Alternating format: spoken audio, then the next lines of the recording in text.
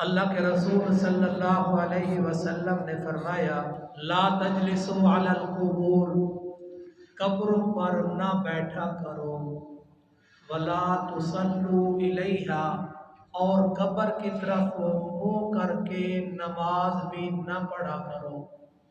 اب قبروں پر بیٹھنے کا کیا مطلب بالکل واضح ہے، شاید آپ نے بھی دیکھا ہوگا کوئی عزیز قریبی رشتہ دار والدین میں سے کسی کی قبر پہ جاتے ہیں تو دوسروں کی قبر پر بیٹھ جاتے ہیں، جنازہ ہوتا ہے تو قبر پر بیٹھ جاتے ہیں۔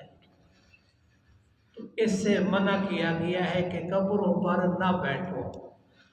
اور بعض محدثین نے لقضاء الحاجت کہ قبرستان میں حاجت کے لیے، قضاء حاجت کے لیے نہ بیٹھو، اور قبرستان میں جب جاتے ہیں تو دوسری قبروں کو روندتے ہوئے چلے جاتے ہیں، اس سے بھی منع کیا ہے۔ انشاءاللہ آگے موقع ملتا ہے تو بتاتا ہوں۔ یہ قبرستان مومنین کا گھر ہے، یہ پہلے ذہن میں رکھ لیں۔ قبرستان کیا ہے؟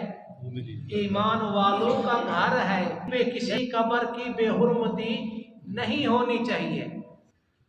آقا صلی اللہ علیہ وسلم بھی قبرستان میں جایا کرتے تھے۔ جنت البقیع کا تذکرہ آتا ہے کہ آپ صلی اللہ علیہ وسلم جنت البقیع میں جاتے، جب قبرستان میں جاتے تو آپ صلی اللہ علیہ وسلم اس طرح الفاظ دہراتے: السلام علیکم دار قوم مؤمنین وَإِنَّا إِنْ شَاءَ اللَّهُ بِكُمْ لاحقون، اے مومنین کے گھر،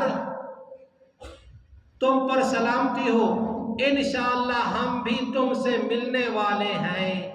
وَأَسْأَلُ اللَّهَ لِي وَلَكُمُ الْعَافِيَةَ، اور میں اللہ تعالیٰ سے اپنے لیے اور تمہارے لیے عافیت مانگتا ہوں۔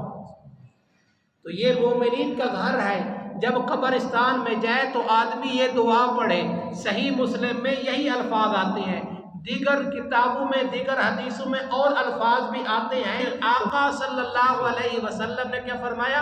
السلام علیکم دار قوم مؤمنین، یہ اس کو دار کہا، ایمان والوں کا دار کہا ہے۔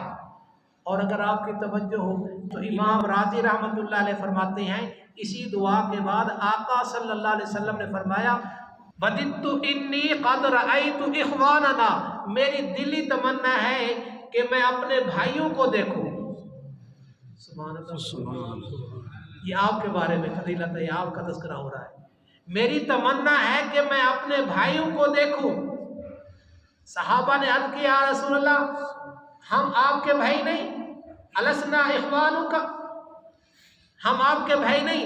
فرمایا انتم اصحابی، تم میرے صحابی ہو، میرے بھائی وہ ہیں جو بعد میں آئیں گے اور مجھ پر ایمان لائیں گے۔ تو ایک چیز یہ ہوگی کہ قبروں پہ نہیں بیٹھنا، دوسرا آگے فرمایا وَلَا تُصَلُّوا إِلَيْهَا، اور اس کی طرح منہ کر کے بھی نماز نہ پڑھو۔ قبرستان قبر ہے اور سامنے قبریں ہیں، قبرستان ہے، ایسی جگہ پر کھڑے ہو کے نماز پڑھنے میں سے آقا صلی اللہ علیہ وسلم نے منع فرمایا ہے۔ ہم تو بس وقت نہیں ہوتا سوچ بچار کا۔ کبھی آپ نے سوچا ہے کہ نماز کے اندر سب سے بیسٹ رکن جو ہے وہ سجدے کا ہے، سیکنڈ پوزیشن جو ہے وہ رکوع کا ہے۔ کیوں؟ اس کے اندر انسان رکوع میں جھک جاتا ہے، سجدے میں اپنی پیشانی زمین پہ رکھ دیتا ہے، یہ اعلیٰ رکن ہے۔ لیکن جنازے میں اللہ نے اس کو ہٹا لیا ہے، اٹھا لیا ہے، ختم کر دیا ہے۔ فرمایا صرف قیام ہی قیام ہے، 4 تکبیریں ہیں، 4 رکعتیں نہیں، 2 رکعتیں نہیں، رکعت نہیں، صرف 4 تکبیریں ہیں۔ کبھی سوچا ہے کیا وجہ ہے؟ بعض علماء نے اس کی ایک وجہ یہ بھی لکھی ہے کہ جب آدمی جنازہ پڑھ رہا ہے تو سامنے میت رکھی ہوئی ہے، وہ والد کی ہو سکتی ہے، وہ بھائی کی ہو سکتی ہے، وہ استاد کی ہو سکتی ہے، وہ مرشد کی ہو سکتی ہے، وہ کسی ولی اللہ کی ہو سکتی ہے۔ آپ تو نماز جنازہ پڑھ رہے ہیں اس کی بخشش کے لیے۔ کوئی اگر وہاں سے بھی کا بیمار، شرکیہ مزاج رکھنے والا، شرکیہ عقیدہ رکھنے والا اگر وہاں سے گزرا اور اس نے دیکھا کہ آگے میت رکھی ہوئی ہے، یہ اس کا سجدہ کر رہے ہیں، اللہ نے کہا تشبہ نہیں اپنا نماز کے اہم رکن رکوع اور سجدے کو اٹھا لوں گا، تشبہ نہیں آنے دوں گا۔ اس لیے میرے آقا صلی اللہ علیہ وسلم نے فرمایا، اور دوسری روایت میں آقا صلی اللہ علیہ وسلم نے فرمایا جعلت لی الارض مسجدا وطہورا، اللہ نے میرے لیے، میری امت کے لیے تمام روئے زمین کو مسجد قرار دے دیا، یعنی نماز پڑھنے کی جگہ بنا دیا، الا المقبرۃ والحمام والطریق، مگر مقبرہ جہاں قبریں ہیں اور حمام جو نہانے کی جگہ ہے، جو راستے کی جگہ ہے، ایسی جگہوں پہ بھی نماز پڑھنے سے منع کیا ہے۔ اللہ تعالیٰ آپ کو اور آپ کے اہل و عیال کو اپنی حفظ و امان نصیب فرمائے، اللہ تعالیٰ رحمت والی بارش نصیب فرمائے، اللہ تبارک و تعالیٰ آپ کی دعائیں آپ کے حق میں، آپ کے ملک کے حق میں، آپ کے ملک والوں کے حق میں قبول فرمائے۔